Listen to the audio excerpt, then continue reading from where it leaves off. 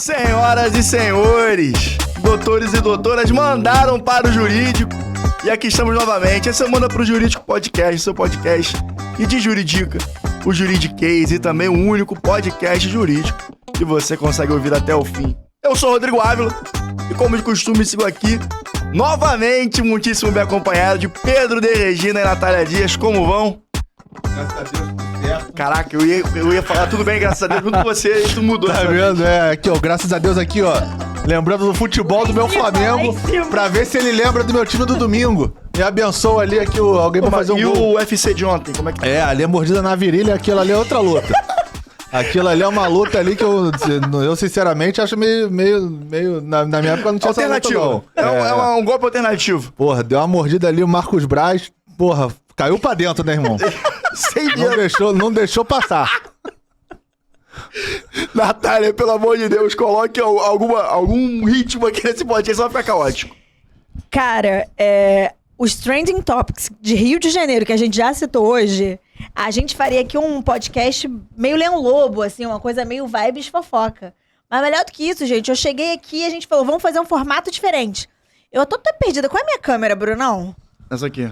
Olha só, tá vendo? Tava até perdida, gente, me perdoa. Me colocaram aqui 3 cadeiras, senta aí, microfone na mão, vambora. Mas eu tô feliz que eu tô realizando um sonho, gente. Porque pra quem não sabe, eu sou muito fã de saia justa. Eu achei que era Marcos Braz. O Marcos Braz abre... Quebrou a editora ali. Cara, a primeira vez que eu vi o Marcos Braz foi em Búzios. Eu tava no restaurante ali também, aí meu marido flamenguista, óbvio, falou, aquele ali é o Marcos Braz, ele é o quê? E ele deu presença na Assembleia também? Na Câmara dos Vereadores ou não? Caraca, não sei, não vou entrar em detalhes, eu não estou aqui para expor ninguém. Mas concluindo que o Marcos Braz interrompeu o meu raciocínio, eu sou muito fã de Saia Justa e Saia Justa, eu sempre gostei desse programa, é um programa que eu não sei, é um programa que tá no ar há muitos anos, na GNT, mais de 20 anos. Sempre acompanhei todas as temporadas com os mais diversos apresentadores. E aí eu gostei que eu tô numa vibe meio Saia Justa hoje aqui. É verdade. Seria o Saia Justa uma Manhattan Connection versão feminino?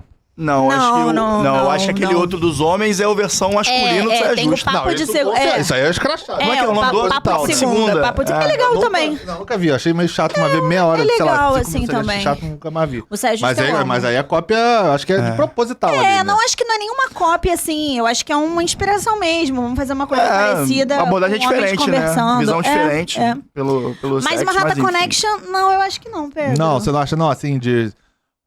homem só e o outro só mulheres, mas assim, um negócio bem dinâmico, assim. Não no formato em si, mas na pegada de ser conteúdo mais... sempre numa visão de um gênero só, né? Querendo ou não. Eu acho que são diferentes. Eu acho que o Saia Justa, ele vem com uma proposta de falar. As mulheres falando sobre questões sociais, sobre parâmetros sociais, obviamente pontos econômicos também, mas comportamentos. Eu acho que o Manhattan Connection, ele faz muito tempo que eu não assisto, não sei nem... Acabou. Não tem mais. Eu acho que discutia mais notícia, de fato. E vocês, o que vocês acham? Isso aqui é o Manhattan Connection? Isso aqui é o papo de segunda com o Saia Justa ao mesmo tempo? O que vocês estão achando que é? Comentem. Fala o que vocês estão achando aqui desse formato novo. A gente deu aquela coceira da inquietude, tá querendo mudar um pouco pra ver o que vocês acham e também trazer alguma coisa diferente. Eu e o Pedro, a gente fez semana passada alguma coisa semelhante e a gente achou que o papo tava mais fluido, tava mais... com menos barreiras. A mesa acabava representando uma barreira, assim, na comunicação. Eu me senti dessa forma. Eu não diria uma barreira, Rodrigo. Eu acho que a mesa dá uma outra proposta. Eu acho que a mesa cria uma proposta e eu acho que a gente, assim, eu perdida na câmera, um do lado do outro, eu acho que é uma outra proposta. Podem sair colocações diferentes, dado que estamos em diferentes propostas. E o Pedro já começou com mordida na virilha no começo do programa, então gente, isso aqui é um programa jurídico, não esquecendo disso. Eu não comecei com mordida na virilha de ninguém. Esse aí foi o Marcos Braz. Esse é outro departamento. Aqui a gente é pessoa séria e vamos seguir no nosso podcast. Então, rapaziada, é o seguinte. Estamos seguindo aqui na nossa... Minha câmera aqui, né? Tá vendo? Todo mundo estamos seguindo aqui na nossa toada de noticiário. Semana que vem temos uma entrevista muito bacana com José Roberto Porto, defensor público aqui do estado do Rio de Janeiro e também infoprodutor, trabalha com cursos online para aprovação de concurso, ele tem um método interessante. E a gente vai repercutir, tirar nossas dúvidas com ele. Eu acho que vai ser um conteúdo bem bacana, dando continuidade ao papo com agentes públicos que a gente demorou muito a trazer aqui pro nosso podcast. Porém, antes disso, a gente vai fazer aqui, vocês vão escolher, tá? O que a gente vai falar agora. Porque a gente tem decisão no STJ, a gente tem decisão no STF, a gente tem decisão dentro da OAB, e o último assunto vai ter que ser o último assunto, e é esse eu já escolhi. Mas qual desses três aí vocês gostariam de começar, assim? Qual do bingo, qual que vocês querem? Eu sugeriria a gente começar com um tema que é mais controverso e que, ao mesmo tempo, é de interesse, grande interesse da nossa audiência, porque é um interesse prático, independente de posicionamento de tribunais, que é sobre a decisão da OAB. Da OAB. Vamos de OAB, então. Depois a gente vai Concorda, Pedro? Vambora. Então, gente, aconteceu na OAB foi o seguinte. Isso aqui é mordida na virilha. Vamos aqui aos fatos, pra gente depois repercutir. Na Pandora, tô brincando. Não, que é isso. Deixa a Pandora. Pandora, patrocina a gente fala de novo de vocês, tá? Vou falar uma gastrena aqui, só vou falar da concorrência também. Mas vamos lá. É o seguinte, gente, duas advogadas tinham uma parceria de fato ali, estratégica para alguns casos, e começaram a desenvolver cada vez mais essa parceria. Dentro dessa parceria, começaram a fazer cartões colaborativos, onde as duas tinham nome, sua OAB, seus e-mails de contato, telefone, etc. Posteriormente, sites eletrônicos, um site eletrônico também, é onde estavam vinculando suas respectivas imagens de maneira conjunta. O que aconteceu? Olha, bateu na porta das moças, das nossas colegas de carreira, vedando esse tipo de exercício, já que não havia uma sociedade de direito, somente uma sociedade de fato, e estavam exigindo a regularidade da relação entre as duas. Ponto é, como é que vocês vislumbram isso dentro do mercado hoje em dia? A OAB, em sua decisão, remete, claramente, por óbvio, né, as suas regulamentações com relação a isso, de marca, de publicidade, etc. Como é que vocês pensam sobre isso? É uma decisão que eu acho que pode influenciar muita coisa. Cara, então, sendo bem sincero, eu acho que a AB foi em cima por causa de questão de taxa de anuidade. Ou de constituição de empresa com registro na OAB que é pago. Porque, assim, a priori, qual que é a justificativa para você não poder constituir sociedade dessa forma? É o conflito de interesse que eventualmente você pode ter se você pegar um cliente de cada lado, certo? Você não tem como estar registrado, você não tem como traquear quem são os seus clientes, e aí, consequentemente, você poderia, dentro de um escritório, estar um autor e réu sendo patrocinado pelo mesmo advogado. Na mesma parceria, né? Na mesma parceria, no mesmo cliente. Então, assim, essa busca pelo conflito de interesse é o ponto jurídico que eu acho que poderia pegar um pouco. Mas o caso não narra nada de conflito de interesse. O caso narra que a OAB de São Paulo, no Conselho de Ética, se eu não me engano, vetou esse tipo de sociedade entre as duas advogadas. E aí, por isso que eu digo que eu acho que é por questões de pagamento de taxa de inscrição. Porque se as duas estão exercendo a profissão, não estão causando prejuízo a nenhum cliente, não causam nenhum prejuízo à OAB, de forma indireta, tirando a parte de não pagamento da taxa associativa, de inscrição. Por que elas não podem fazer isso? A OAB alega uma eventual confusão, né, de informações que o cliente poderia vir a ter com relação a se é uma sociedade ou não é. E aí a advocacia, como a gente sempre fala, é um cargo de confiança e já poderia acabar deixando as coisas um pouco cinzentas ali pro Tudo bem, mas público. Mas a advocacia, o advogado, ele não é responsável ilimitadamente, subsidiariamente ao que ele escreve? Sim. Então, se ela vai estar assinando e a outra vai estar assinando, você consegue detectar claramente quem é que está peticionando e sendo responsável naquele processo. Eu não vejo essa confusão que pode prejudicar alguém, de alguma forma. E se alguém se sentir prejudicado, ou ele não contrata advogado, se ele achar alguma coisa turva, ou então ele pode pedir algum tipo de esclarecimento. Pra OAB, por exemplo. Eu acho que é muito mais com perdão da palavra chula, uma picuinha de forma do que propriamente de conduta, porque todo mundo tem parceria. Assim, não é nenhum absurdo falar isso. Eu não vou ser perseguido pelos órgãos da OAB quando eu tô falando isso, porque todo mundo fala, inclusive isso é incentivado a jovem advocacia no começo. Então, é mais um pudor pela forma como estava se desenvolvendo essa parceria, cada vez mais até institucionalizada entre as duas, porque provavelmente uma coisa é relacionada a alguma ação específica, né, Nath? Eu queria trazer esse ponto de vista mais macro, assim, acho que para além da contenda específica dessa sociedade de fato, que a OAB veio trazer esse questionamento, de que elas deveriam constituir uma sociedade perante a OAB para poder conseguir prospectar, não prospectar, né, porque esse é o ponto que eu ia trazer, para conseguir criar cartões, etc. Eu acho que a grande questão, que eu acho que a gente pode trazer disso, e é o que eu queria falar com o pessoal e com vocês também, é sobre essa regulamentação da OAB em relação ao marketing jurídico. Sim. Porque a gente tem uma lei, um provimento de 2021 que trouxe um certo nível de flexibilidade, se a gente puder falar dessa forma, para o advogado ou para a sociedade de advogados que queiram fazer algum tipo de publicidade. Mas ainda assim, em relação a todas as outras profissões, ela é extremamente restrita. Advogado está vedado. Advogado não pode dar entrevistas com frequência. Advogado não pode fazer captação de cliente de forma óbvia. Advogado não pode demonstrar nas redes sociais uma vida... Como é que eu poderia falar? Uma vida... Ostentação. Veja bem, assim, eu acho que a gente poderia, até tem vários pontos que a gente poderia falar ponto a ponto para entender o que é pertinente e o que não é, dado que a OAB é uma instituição que preza o exercício da profissão em si, mas eu acho que existem muitos pontos ali que precisam ser refletidos. E aí o paralelo que eu lembrei quando a gente trouxe essa pauta foi que eu acho que foi essa semana ou semana passada, o Conselho Federal de Medicina, ele deu um refresh nas normas dele em relação ao marketing e agora, por exemplo, dentre algumas coisas, os médicos podem colocar aquelas fotos de antes e depois. Porque isso já acontecia. É óbvio que o Conselho Federal de Medicina ele fez orientações. Você pode colocar a foto antes e depois, desde que a foto não tenha alteração, você tem um intuito educativo naquilo, que você não identifique o paciente, que você coloque o seu CRM, mas o objetivo do Conselho Federal de Medicina foi ouvir as pessoas.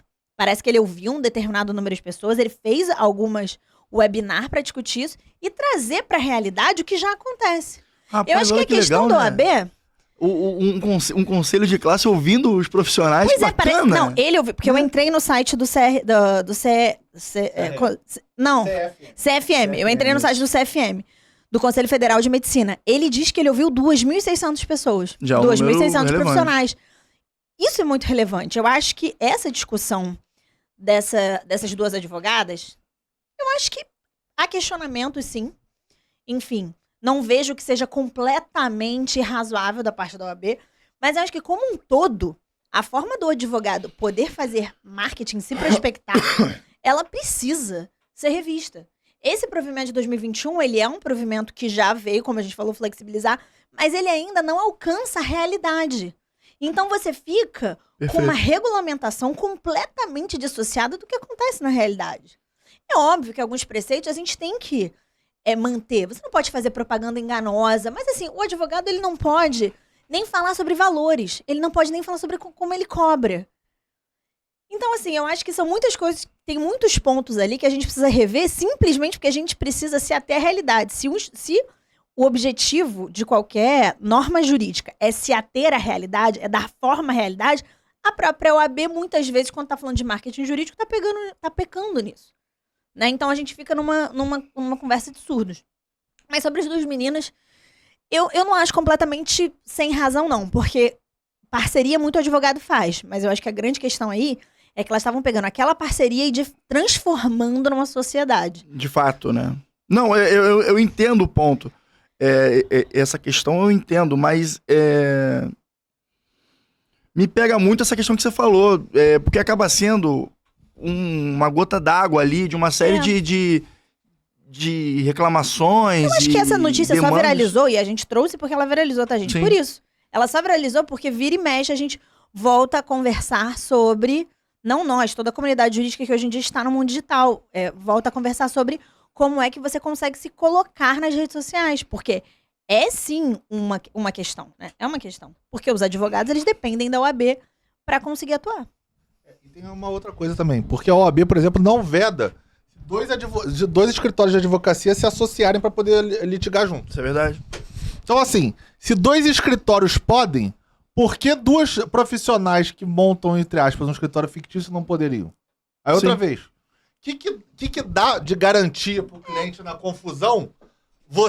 Eu acho que dá muito mais confusão você tem 2 logos no seu papel timbrado e você não sabe muito bem para quem você tá contratando ali. Bela analogia, Pedro. Serviço, do que você ter um escritório só que, ainda que não esteja constituído na OAB, ele tá ali prestando serviço com as advogadas que estão ali te assessorando. Então, é por isso que eu digo, eu acho que no fundo, na verdade, isso é o deixar de contribuir com a taxa de inscrição que motivou a OAB a ir atrás. Porque eu duvido que se elas duas tivessem feito isso. É porque não pode dentro de uma mesma sessional e é por isso que ela deve ter feito dessa forma. Possivelmente. Uma advogada já devia ter uma PJ, uma sociedade unipessoal de advocacia, a outra também tinha, aí sim, por questões legais, a OAB veda que dentro da mesma sessional você seja sócio de mais de um escritório de advocacia, como provavelmente as duas já tinham a individual, elas criaram um instituto, como se fosse um guarda-chuva, de um escritório, entre aspas, fictício, na qual, nos casos que elas trabalhavam juntas, elas faziam através desse escritório. Então, assim, pra mim não tem confusão nenhuma, pra mim isso é bem claro. E provavelmente, aí agora, gente, completamente assim, fazendo suposições absolutas. De repente, o negócio, como as parcerias, que deveriam ser pontuais, como o Rodrigo falou, o Pedro bem sabe. Parcerias ocorrem entre advogados, essa parceria deve ter começado a ficar contínua e elas constituíram essa sociedade de fato. E outra coisa, se a sociedade começar a decolar, eu aposto que cada uma vai abrir mão das individuais para montar a sociedade conjunta. Claro. Isso é um mecanismo normal, assim, eu não muitas vezes é o caminho natural da sociedade serem constituídas. Exatamente. Não, até porque você vai passar a emitir nota em um CNPJ só, você vai distribuir o eventual lucro e arcar com os custos da sociedade no mesmo CNPJ. Na prática, quando o negócio começar a evoluir, elas vão precisar.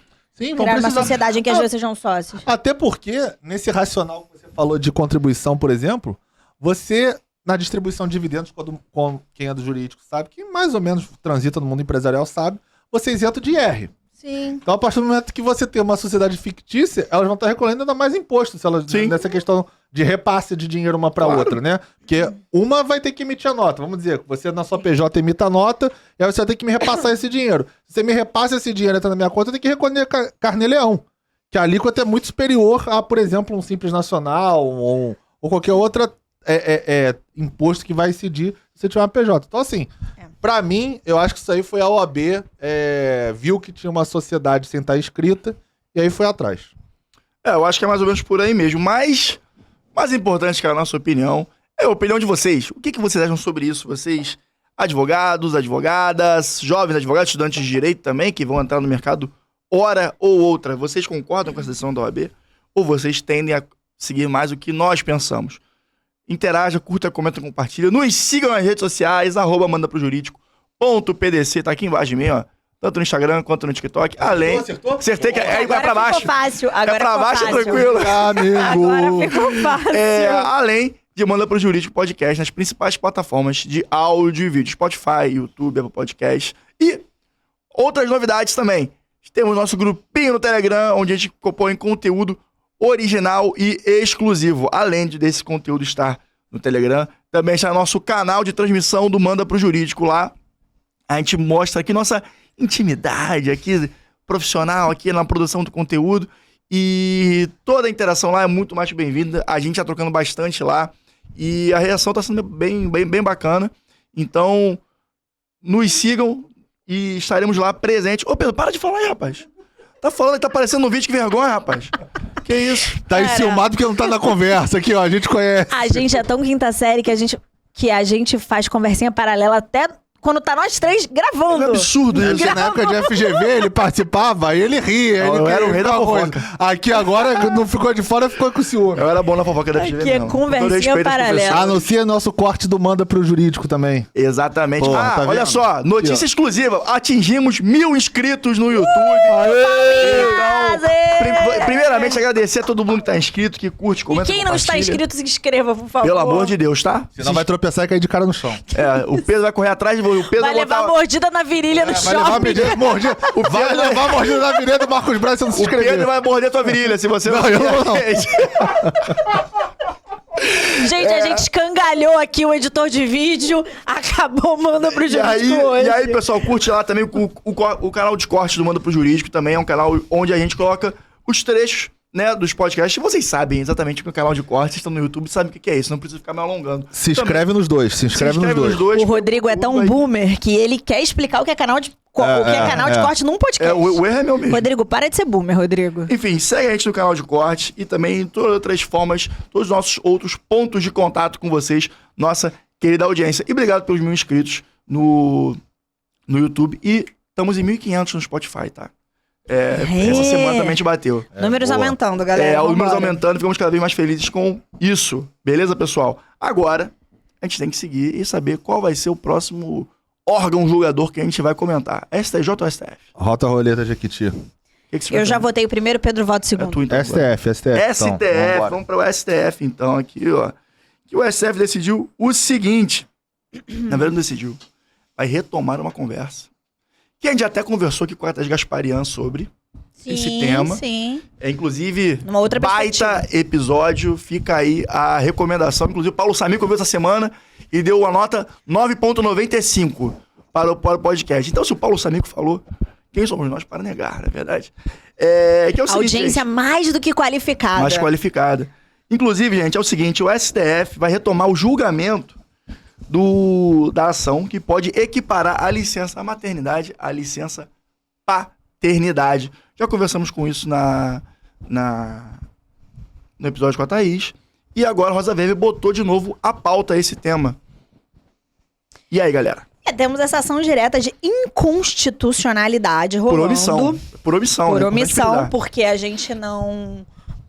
Porque a gente, né? Porque o legislativo não se manifestou. O manda aqui, o colegiado manda. O legislativo não se manifestou sobre essa previsão, possível previsão constitucional. Então, o que o STF agora vai dispor é se há necessidade ou não e em quanto tempo o nosso legislativo tem que se manifestar sobre isso. Só para arredondar aqui, é o inciso 19 do artigo 7º da Constituição. O artigo 7º é que fala do trabalho, né? Então, eu lembro que até eu que fiz essa pergunta pra Thaís, porque por algum motivo a gente entrou em algum assunto sobre paternidade, Ela tava grávida, ela tá grávida. Ela tá grávida. Tá aí o motivo. E aí eu lembro que eu tive uma discussão dessa, uma vez que eu fui pra viagem, até que tava com a minha irmã, e eu falava que eu achava que o homem não deveria ter ao mesmo tempo de licença paternidade que a mulher. E aí, pra minha surpresa na ocasião, e depois isso me fez refletir, mas na época eu fiquei surpreso, a minha irmã, ela discordou, porque ela falou que se você igualar o tempo de licença paternidade com de maternidade, você reduz alguns índices de desigualdade que a mulher tem. Por esse motivo, por exemplo, ser demitida, enfim, uma série de coisas que a gravidez no mercado de trabalho pode ser um empecilho para a mulher. De ser contratada se ela tiver numa idade reprodutiva, por exemplo, de ter um filho, tiver com uma projeção, se já for casada e tá querendo ter filho.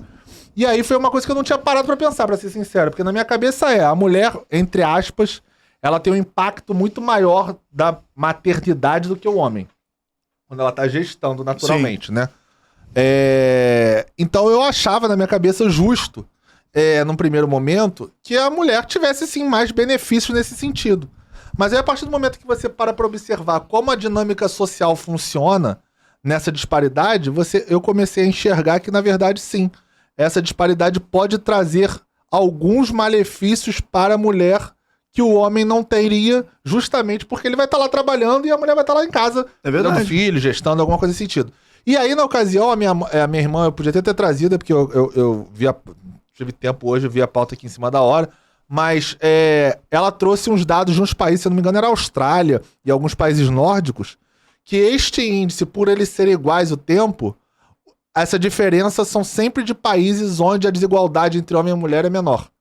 Coincidentemente ou não, os países que têm maior igualdade entre homem e mulher no mercado de trabalho, eles têm o mesmo período de licença maternidade e paternidade. Porque até pensando numa dinâmica de mercado, e eu falo isso com um infelizmente, antes de começar, muitas vezes o empregador tem pudor em contratar uma mulher, principalmente numa fase ali que tá pensando na maternidade, que é aquela faixa ali entre os 25 e os 40, né?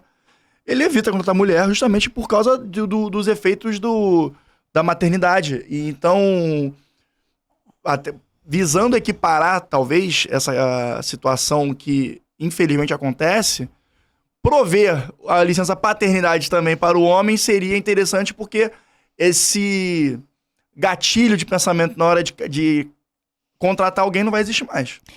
Quando a gente estava conversando com a Thaís, a gente falou exatamente isso aqui, o Pedro trouxe exatamente esse exemplo da irmã dele, porque eu acho que a linha de raciocínio é necessariamente essa, né? A linha de raciocínio é necessariamente você falar sobre equidade de gênero, e você só vai conseguir trazer equidade de gênero no ambiente corporativo ou no ambiente seletista quando você dá uma licença maternidade, uma licença paternidade equiparada.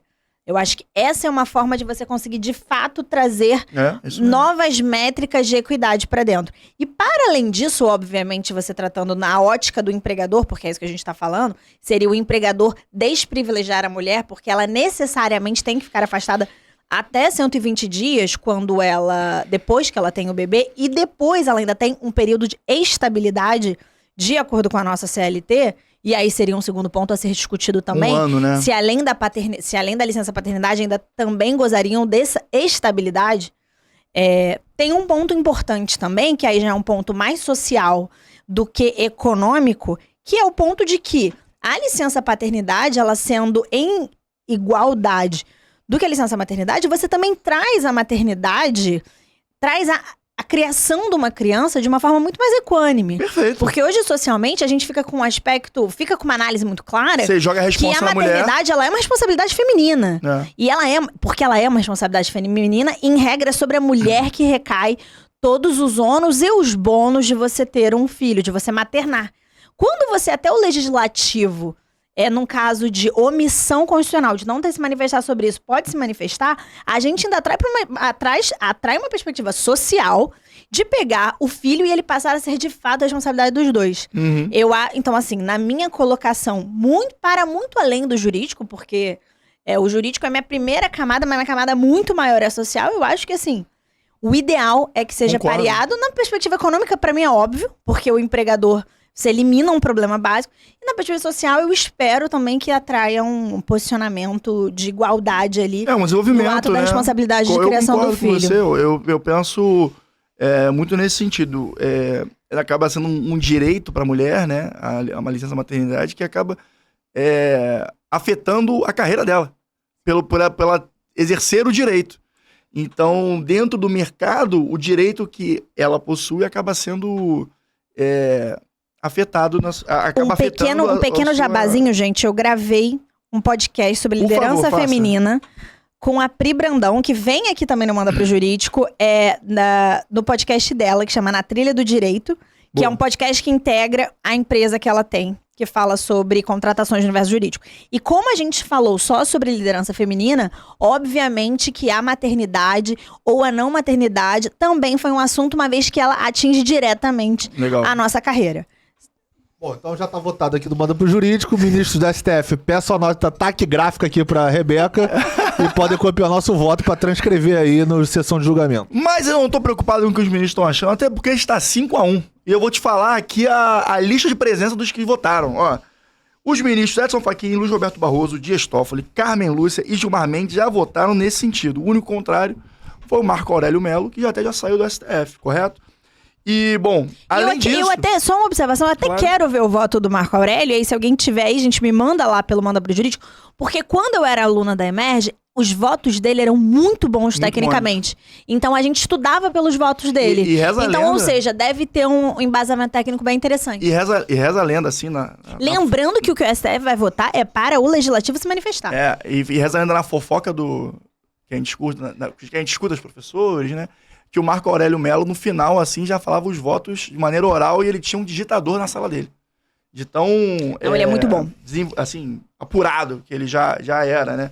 E também, só para dar o adendo, Fachin, Barroso e a Carmen também acrescentaram e colocaram um prazo de 18... Carmen, minha parceira. Cacá. Carminha. A Carmen Lúcia deram um prazo de 18 meses para sanar essa omissão, né? Então, fica aí a título informativo para o legislativo. Aliás, você falou isso agora, eu me lembrei. Quando eu fiz a minha defesa de monografia na faculdade, eu falei sobre constitucionalidade de fornecimento de medicamentos de alto custo pelo Estado.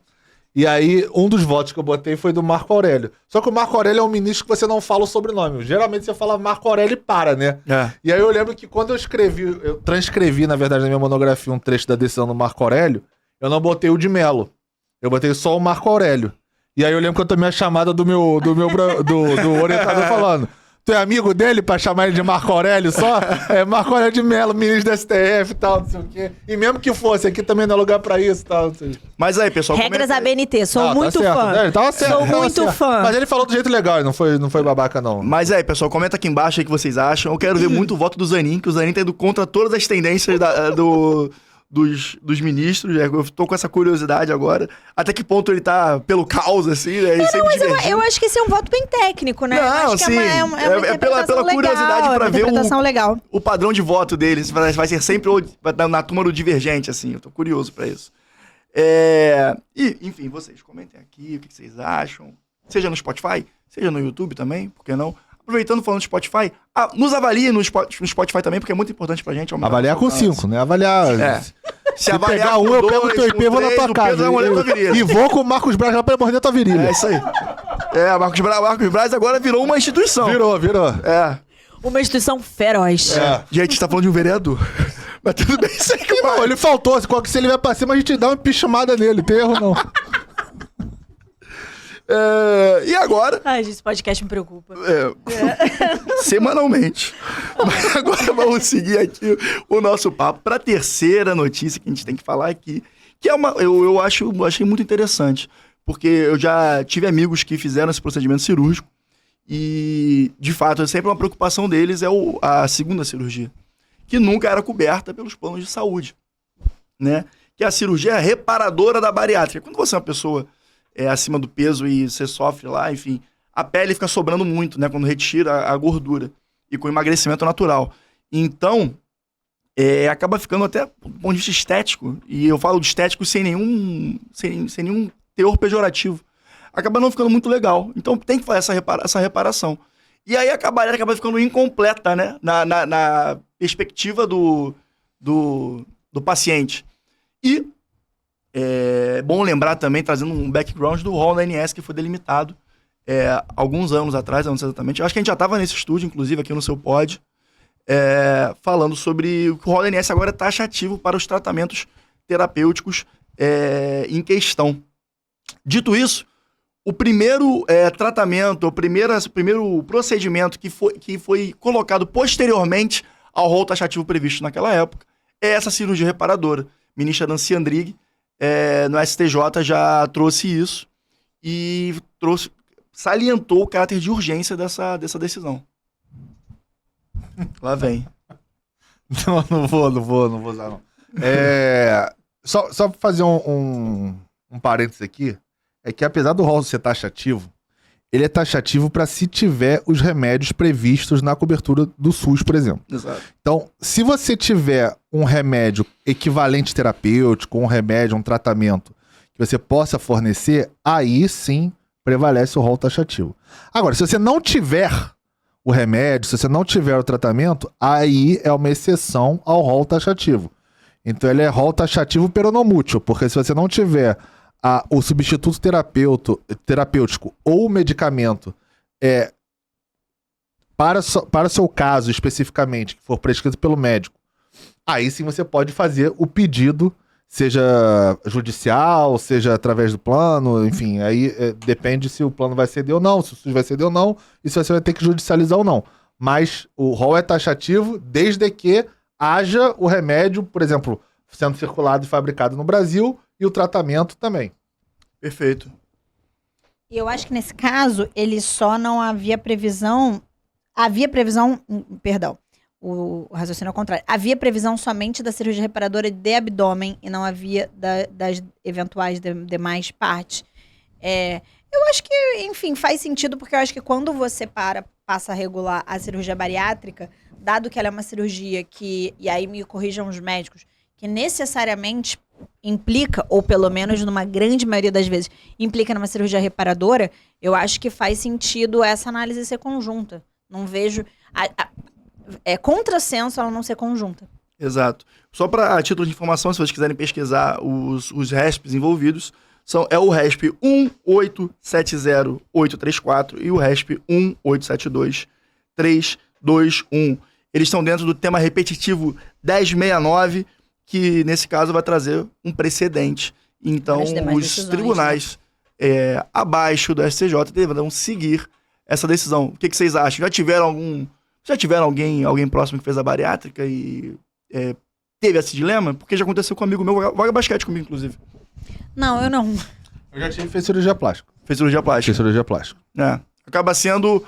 Eu fico feliz que agora tem essa tutela, essa previsão também pra essa galera, porque, no final de contas, é saúde, né? E saúde tá na nossa Constituição como direito fundamental. O que vocês acham, pessoal? O que vocês acham aí? Fala pra gente aqui nos comentários.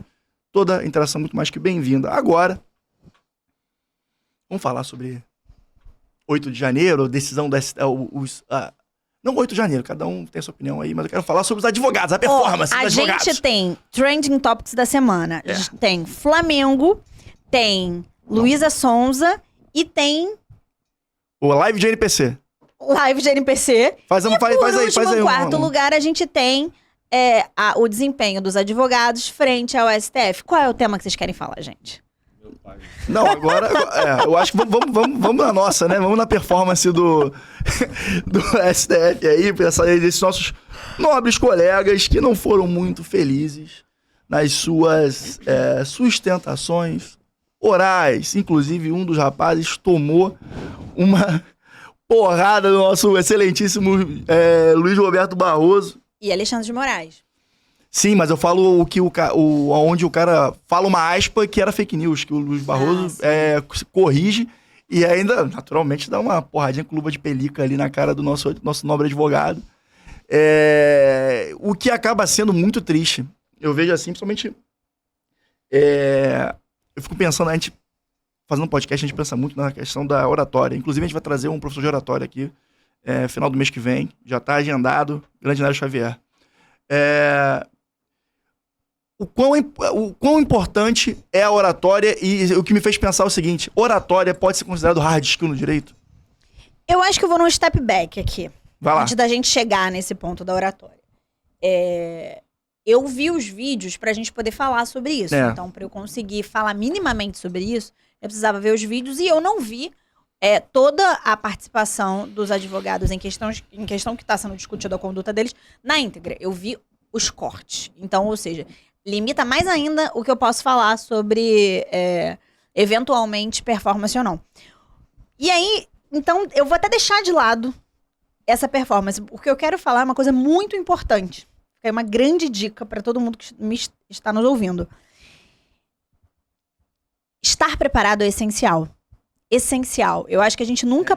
essa é minha... Gente, Bruno, não, eu tô falando pra essa câmera um negócio eu vou falar aqui. O Rodrigo meteu a cabeçola aqui na frente, aí você tava falando, veio a cabeça aqui assim no meio. Aí o Bruno não tem que cortar falar. O Rodrigo... Eu vou falar porque eu não sou baú. Olha, o Rodrigo... ele... tá todo mundo proposto a fazer um negócio diferente. O Rodrigo não tá sabendo se comportar. Rodrigo, vamos ter que substituir. Beca, senta aqui. Vai, Beca. Vem, Beca. Não, o que eu ia falar pra retomar o raciocínio. Eu acho que estar muito preparado pra qualquer coisa que a gente vai fazer na nossa vida, pra qualquer coisa que a gente se propõe, é muito importante. Então, por isso que eu queria dar um step back no requisito de hard / soft skill que o Rodrigo veio trazer. Porque, muito além de hard ou soft skill, ou qual é a hard skill necessária, ou qual é a soft skill necessária para o seu desempenho em questão, você precisa entender qual ela é e se preparar para aquilo. Então, se você vai falar hoje com a maior corte do país... Por mais que existam debates, inclusive políticos, sobre a performance da corte ou sobre votos, você tem que entender que você está falando com juízes de maior posicionamento no Brasil. E você não pode desconsiderar o elevadíssimo grau de sabedoria jurídica que eles têm. Para isso, você tem que estar muito preparado. Então, você tem que estar preparado de forma adequada com o que você vai fazer. Eu tenho que estar preparada para vir aqui no Manda Pro Jurídico hoje, discutir as notícias que a gente se propôs. Eu tenho que estar preparada para lidar com a câmera, embora o Rodrigo não estivesse hoje, tá? Tô brincando. É novidade, hein? Perdão. Tô aprendendo. Mas eu quero dizer que o preparo é essencial, a gente nunca pode desconsiderar isso. Então, eu acho que essa parte é muito importante. Então, se você vai falar sobre um tema, conheça o tema técnico que você vai falar, e se você vai precisar de uma skill específica, como é o caso da comunicação oral, não é uma comunicação escrita, porque são formas diferentes. Se você vai se comunicar de forma oral, você tem que saber a melhor forma de se comunicar de forma oral, a melhor forma de colocar os seus argumentos, a melhor forma, inclusive, de trazer apelo àquela corte. Então, eu acho que independente do que as pessoas acham, ou até do que a gente acha no nosso foro íntimo de performance, eu acho que o importante é a gente não esquecer nunca que a gente tem que estar muito preparado. Só fazendo uma observação com relação a esse caso específico do que aconteceu 8 de janeiro lá em Brasília, por serem réus que não são cotidianos dentro do STF, naturalmente os advogados também não são os cotidianos do STF. A gente não tá falando, a gente não tá falando de um cacá lá fazendo sustentação oral. Mas é por isso que eu falei isso. Pois é. Mas é exatamente por isso que eu falei isso. Então, porque eu só tá dizendo o porquê disso, né? Porque não é algo, assim... Sim. Era uma jabuticaba que tava acontecendo ali, entendeu? Mas é exatamente por isso que eu falei, Rodrigo. Porque muitas vezes na vida a gente é apresentado a situações que são novas pra gente. Inclusive, é a partir desse momento que a gente pode se catapultar. A gente não se catapulta fazendo o que a gente faz todo dia, gente. A gente se catapulta quando a gente faz uma coisa diferente. É verdade. Só a partir de uma coisa diferente que a gente chega num lugar diferente. Você não vai chegar num lugar diferente fazendo o que você faz todo dia. Não vai ser assim, infelizmente. Então, é exatamente por isso que eu tô falando. Você tem que estar preparado, porque se aquilo não é habitual, não é cotidiano, você já não fez aquilo inúmeras vezes, você não tem aquela relação nem com o ambiente de forma física, você tem que se preparar 30 vezes mais do que o advogado que vai lá todo mês. Claro. Fazer a primeira vez sempre demanda mais exercício, mais prática. Entendeu? Eu concordo com tudo que foi falado aqui. Eu acho realmente... Aliás, a preparação do advogado médio é fraca no Brasil. E a gente já falou isso aqui em alguns episódios sobre isso. Todo mundo... a maioria dos advogados é de ouvir falar, é superficial, é de pegar modelo, é de não se aprofundar, é de não estudar. E isso uma hora a conta chega. Ou você vira a chave, ou uma hora a conta vai chegar. Então, para além disso, quando você vai no órgão máximo, né, como é chamado, na Suprema Corte do Brasil, que é o STF, você tem que se preparar muito, porque senão você se queima. E aí você tocou num ponto que eu achei muito legal, porque foi quando começou o STF a ganhar um holofote maior pelos julgamentos políticos envolvidos, desde Lava Jato, Mensalão, até os mais recentes, como o de 8 de janeiro, por exemplo, que também tem um teor político no julgamento. Eu lembro que eu acompanhava, eu botava na televisão do escritório, ficava trabalhando, mas com a televisão ligada, e ficava acompanhando as sustentações. E eu vi muito advogado bom que eu não conhecia sustentar. E eu vi muita coisa. Cara, esse cara é bom. Esse cara, as pessoas vendo, esse cara tá ganhando cliente pela forma da sustentação que ele tá fazendo. E eu tenho certeza, porque em números você vê que o escritório do cara subiu consideravelmente do escritório, vamos dizer, médio porte de Brasília, e às vezes virou um escritório com proporção nacional, porque o cara arrasou na sustentação. E isso eu já vi acontecer em segunda instância aqui no Judiciário Brasileiro, tanto no TRF quanto no TJ. Eu já fui elogiado fazendo sustentação por um advogado de uma banca enorme também, que me chamou pra trabalhar com ele por isso, pela sustentação. Mas outra vez, você tem que se preparar. Eu lembro, eu tenho até uma história de escritório, que não é nem minha, é do meu pai, na verdade. A dona Wanda, que o Rodrigo conhece. Lenda no Rio de Janeiro. Trabalha no escritório lá com a gente há 1000 anos. Ela começou trabalhando como diarista no escritório. E aí, quando ela foi indicada para fazer o diário, meu pai estava precisando de uma diarista lá no escritório. E aí, meu pai ligou pro porteiro e falou, você tem alguma diarista para indicar tal? Ele, não, tem sim, a Wanda trabalha com fulano de tal, ela vai subir para falar com você. E aí, meu pai estava treinando a sustentação oral falando sozinho. E aí, conta a dona Wanda que quando ela subiu, meu pai fala alto, e ele tava esbravejando, falando sozinho, e ela abriu assim, a porta estava aberta. E aí ela abriu, ela achou que meu pai era maluco, desceu correndo e falou, tá maluco, não vou trabalhar com ele não. Aquele doutor lá é maluco, porque meu pai tava se preparando pra fazer uma sustentação. Por essa e por outras, que a Wanda é uma lenda urbana do centro da cidade do Rio de Janeiro. E conhece todo mundo. E aí, assim, eu tô falando isso por quê? Porque eu também preparo mais ou menos dessa forma. Eu falo sozinho, eu fico andando de um lado pro outro. Eu boto, às vezes, as fotos dos desembargadores juízes pra me acostumar com a cara deles no monitor da tela do computador pra eu ver, falar olhando pra eles, como se eles estivessem ali. Enfim, eu crio o que eu mais posso possível da atmosfera que eu vou estar vivenciando. Porque isso eu acho, na minha opinião, e por isso que eu faço, me facilita a chegar lá, a não me dar um branco, a não ficar sem palavra, a não tremular na voz, a não gaguejar. Chorar, porra, aí chorar a menina chorou, cara. Enfim, eu sei, mas aí eu já... Aí eu prefiro nem falar sobre isso aí, porque você acha meio, enfim... Geração anos 2000 aí. Mas aí o que eu acho é o seguinte, Se ambientar, né? Se ambientar, tá acostumado. Ah, pô, mas eu nunca sustentei do STF. Porra, pega vídeo, tem YouTube, tem o canal do STF no YouTube. Tem. Porra, começa a ver o vídeo, se familiarizar com a coisa. Quem são, principalmente, eu gostava muito de ver as pessoas que erravam também. Não só que era bom pra me inspirar, mas principalmente as pessoas que erravam, pra não cometer o erro que elas cometeram. Então, às vezes, por exemplo, esse cara, se você citou de exemplo, você citou que ele foi chamado a atenção do Barroso. Por que foi qual mole que ele deu? Pra não chegar lá e dar. Porque às vezes você pode você pode comer uma bola, entendeu? Uhum. Então, principalmente nas matérias que eu não tenho familiaridade, eu vejo muito. Eu vejo muito, tanto bom quanto ruim. O ruim pra não repetir e o bom pra me inspirar. Sim. Então, não é uma coisa assim, só vou ver os melhores, só vou ver, sei lá, como você falou, por exemplo, o Kakai. Só vou ver o Kakai sustentar porque ele tá lá dia sim, outro também. Aí é fácil, mas e o cara que tá lá igual você? Que vai lá uma vez na vida, outra na morte lá, entendeu? Uma vez no ano, sei lá quantas vezes vai, mas com menos frequência. Não, e eu acho isso que o Pedro falou super interessante. Eu acrescentaria um tópico.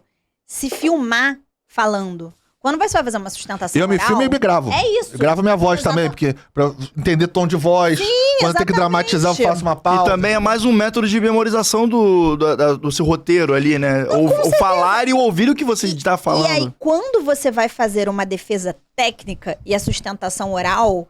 ela é uma defesa técnica, é diferente de você performar num tribunal do júri que você está falando com pessoas não técnicas. Verdade. Então você não está exercitando a sua técnica jurídica no limite, no estrito senso, porque você está falando com pessoas do povo, assim como a lei diz, usando, me socorrendo dos termos da lei. Se você está falando no STF, ou se você está falando no TRF, você está falando de forma técnica para pessoas técnicas. Audiência qualificada, né? Exatamente, uma audiência qualificada. Então, como você vai ter um rigor muito técnico que você vai falar, deixa eu lembrar com a minha câmera, você pode se filmar. Você pode pegar todos os seus argumentos e se filmar, inclusive para não fazer confusões, porque um dos temas também que foi citado essa semana é que um dos advogados, ele fez uma confusão.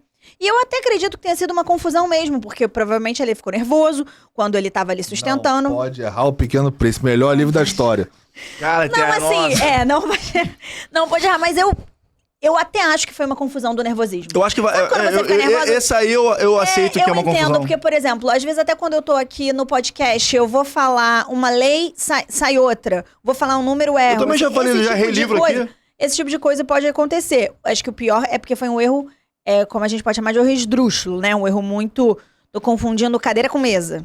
O ponto é que... eu não conheço o advogado pra saber se ele errou, se ele se confundiu. Não, eu tô supondo, porque eu acho que o ambiente de prisão faz possível mas eu assim, cravar que o cara se confundiu, eu não cravo, não. Não, eu também não consigo cravar, mas a minha aposta seria que ele se confundiu. O grande ponto, eu acho que tanto no STF quanto qualquer sustentação oral, não é um ambiente que, em regra, estamos acostumados. Eu faço direto, mas de repente pode ser uma turma diferente. Que aí já muda o ambiente pra você. Não é verdade? Então, cara, é uma questão de preparo mesmo. E é por isso que eu falo que não necessariamente pra todo advogado a oratória é uma hard skill. Mas em casos específicos, sim, é uma hard skill, sim. Cara, eu acho que é hard skill porque você tem que saber se comunicar, bicho.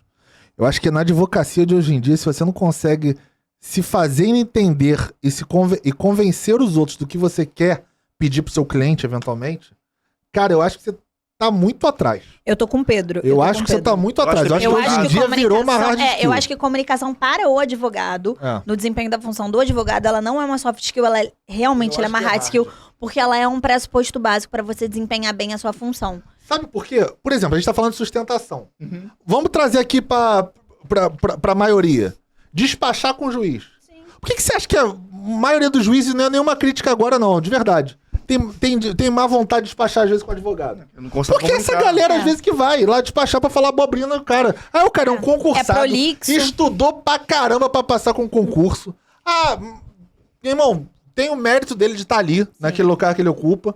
Aí vem um cara, sei lá, pode ser um recém-formado, pode ser um cara despreparado, mas um cara despreparado, que é a regra, pra falar abobrinha nele. Aí ele para o tempo dele, do que ele tá fazendo, pra poder ouvir a abobrinha dos outros. Aí você bota isso numa escala de sei lá quantas ele atende por dia. 3, 4, 5, 10 advogados. Cara, o cara fica de má vontade, porque chega no 11º, ele vai achar que são um bando de imbecil igual meia dúzia que foi lá antes. E é isso que eu tô... É muito complicado, eu entendo. Eu de verdade, no começo eu ficava chateado quando eu via alguém de má vontade. Mas depois, quando eu peguei a prática forense, que eu comecei a entender o lado deles, tipo assim, me colocar no lugar deles, eu vi, cara, ouvir essas abobrinhas aqui todo dia e ainda tá de sorriso no rosto, realmente é complicado. Eu não sei se eu teria essa paciência ou não. E aí eu acho que traz um ponto mais técnico em relação à comunicação como hard skill ou soft skill, mas é porque comunicação oral é uma forma, comunicação escrita é outra forma. Então, pode haver um profissional que peticiona muito bem, caso ele seja um advogado que de fato lida com o judiciário, e pode ser que na comunicação oral ele não seja tão bom, porque na hora dele falar um pedido, ele demora 10 minutos ao invés de demorar 1 minuto. E aí, obviamente, você tem que entender, na hora da comunicação, você tem que entender a melhor forma de se comunicar para o seu interlocutor. Você tem que sopesar com quem você tá falando. É, claro. Justamente por isso Perfeito. é que talvez, por exemplo, um erro que pode ter sido um erro de pressão, um ambiente que tornou desconfortável para o advogado, em que ele fez um erro, em que ele errou sobre uma citação, que na realidade ele errou o início de tudo, né? Porque ele atribuiu uma citação em tese ao Maquiavel, que nem é de Maquiavel. Então ele errou na citação e ele errou na citação da citação. Enfim, o erro foi geral. Ele não tá errando quando uma conversa de podcast. Ele não tá errando para pessoas que poderiam ser leigas. Ele tá errando para 11 ministros do STF. E aí você pode falar o que você quiser. Mas eles têm um saber jurídico extremamente elevado. E não jurídico também, que compõe. Então eu acho que aí um erro que seria mais razoável em qualquer outra esfera passa a não ser razoável. Engraçado, você falou de um ponto aqui que é legal, porque eu tava conversando ontem com um amigo meu que ele é assessor de desembargador do TRF. E ele tava justamente tocando nesse ponto. Ele falou, cara, a gente tava discutindo uma outra questão lá, e aí ele falou assim, às vezes chegam uns recursos pra mim que eu não entendo nem o que o advogado tá pedindo. E eu detesto ter que não negar, não conhecer o recurso. Porque pra mim isso parece uma coisa de preguiçoso, porque é muito simples eu simplesmente não conhecer e mandar e passar aquilo adiante. É verdade. Eu quero entrar no mérito pra poder, tipo, fazer o negócio andar. Tipo, o judiciário efetivamente entregar lá o provimento jurisdicional, enfim, que estiver sendo discutido ali. Então, assim, mas às vezes eu começo a ler, eu leio uma, eu leio duas, eu leio três, eu não consigo entender aonde o cara quer, porque às vezes o cara não faz nem o pedido no final. Então o cara começa a contar uma história, ele embola a história e no final eu não entendi nem o que ele tá querendo ali naquela ação judicial. Então, assim, isso é um feedback legal para principalmente quem tá começando, se atentar e ser o mais objetivo possível. Eu lembro que logo que eu me formei, eu queria escrever muito. Coisas longas, escrever pra caramba, pra tentar, vamos dizer assim, mostrar conhecimento, né? A gente é forçado a isso na faculdade, nas pós-graduações. Mostrar conhecimento. E aí eu lembro que quando eu falei, no começo era com meu pai, depois era com outros advogados e tal, e até na empresa que eu trabalhei, eu lembro que as pessoas falam, cara, você tá escrevendo muito, o juiz não vai parar pra ler isso. É muita coisa, resume, você tá escrevendo uma coisa, sei lá, em 5 parágrafos, você pode escrever em 1. Poder de síntese. E batia muito nisso. Isso eu vi que era muito importante. Porque, principalmente quando você começa a despachar com o juiz, se você não pegar o cara ali, você perde ele. É aquele papo, você tem 5 segundos pra atrair a atenção da pessoa. Você tem que atrair, você tem que ser objetivo. Cara, você tem que chegar lá, você tem que entender que o juiz tem, sei lá, 200 mil processos pra julgar. Se você não chegar lá e for extremamente objetivo, enfático no que você quer, ele não vai lembrar do teu caso e ele não vai ter adiantado nada. Eu acho que um conselho prático, levando em consideração o que o Pedro tá falando, e é um conselho que eu fiz pra minha vida inteira, porque eu era extremamente prolixa. Tanto na fala, quanto na escrita. Eu gosto muito de palavra, então vamos usar todas as palavras, sabe, enlouquecida? Uma coisa que sempre foi boa pra mim, e hoje em dia eu sou uma pessoa muito assertiva, até porque também, né, tem muito pouco tempo disponível, escreve uma coisa. Você escreveu uma petição, se for o caso, escreveu uma petição. Pega aquela petição e faz uma síntese daquela petição. Se ela ainda estiver grande, faz uma terceira síntese. Então você vai fazer um resumo de si mesmo. Porque aí você vai entender que você vai ficar muito mais objetivo. Na verdade, você eventualmente falou demais.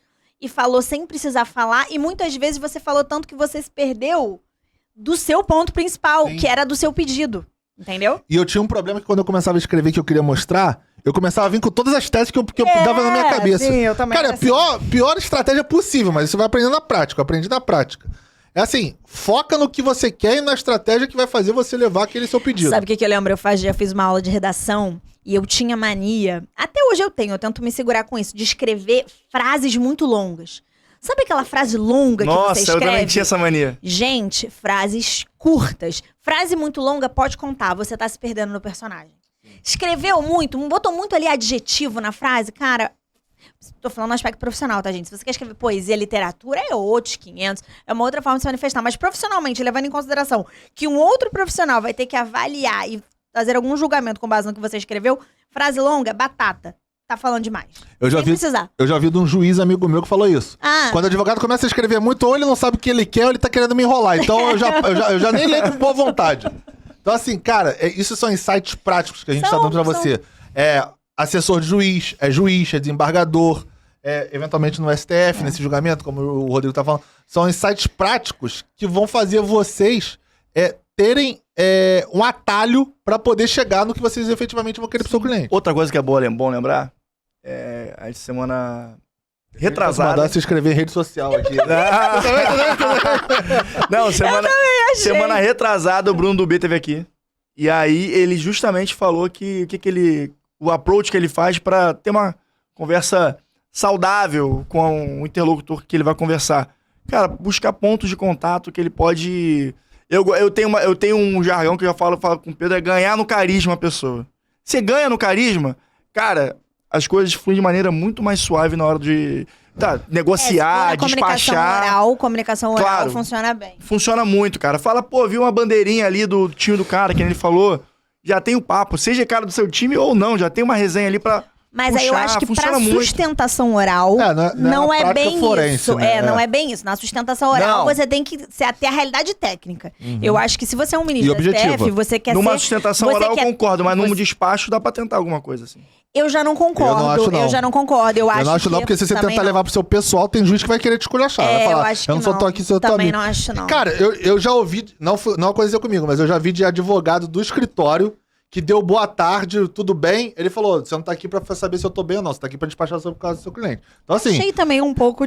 Acho também um pouco, pode ser um pouco exagerado. Demais. Mas, é o que eu tô falando, não, eu sou contra levar pro pessoal. Não, com o juiz, com o desembargador... Não, e o que eu acho é que, por exemplo, se você está no despachar, sustentar oral... Já deu certo comigo algumas vezes. O que vale, eu acho que é a realidade técnica. Eu acho também que você tem que trazer a realidade técnica. Eu não tô excluindo a realidade técnica. Eu tô querendo só ganhar força na hora de conversar com a pessoa. Mas é porque, por exemplo, supondo você tem que receber 30 pessoas no dia, você vai querer levar 2 minutos com cada pessoa ou você vai querer levar 10 pra falar trivialidade?